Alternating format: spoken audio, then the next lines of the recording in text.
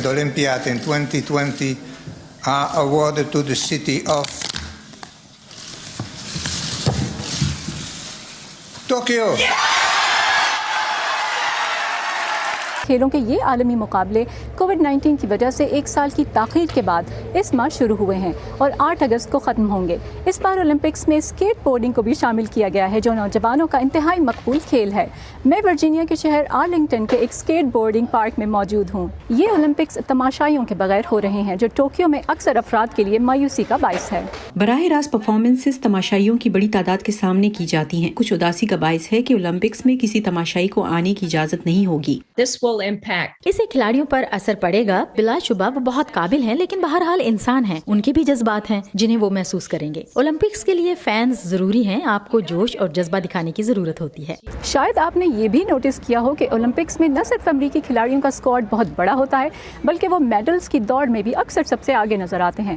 دنیا بھر میں کسی بھی کھیل سے وابستہ کھلاڑی کی معراج اولمپک کھیلوں میں اپنے ملک کی نمائندگی ہوتی ہے۔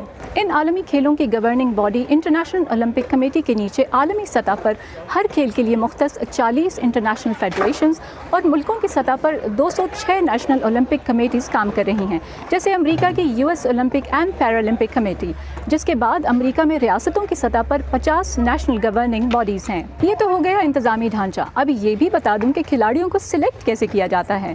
ٹوکیو اولمپکس کے لیے امریکہ کے اسکواڈ میں 600 سے زیادہ ایتھلیٹس شامل ہیں۔ ملکی سطح پر امریکی اولمپک اور پیرالمپک کمیٹی اپنے بجٹ کا 82% حصہ کھلاڑیوں کی ٹریننگ، ان کے لیے مختلف سہولیات اور بیرون ملک کھیلوں کے مقابلوں کے انتظامات کے لیے اور تقریباً 12% امریکی اولمپک کھلاڑیوں کی اشتہاری مہم جیسی ضروریات پر خرچ کرتی ہے۔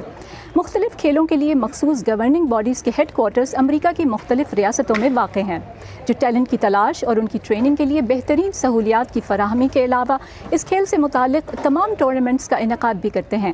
اولمپک گیمز میں شامل کھیلوں میں حصہ لینے والے ممالک کے لیے کھلاڑیوں کی تعداد مختص کی جاتی ہے اور اس وقت ملکی سطح پر رینکنگ کے اعتبار سے ٹاپ کھلاڑیوں کو اولمپکس میں شرکت کے لیے منتخب کیا جاتا ہے۔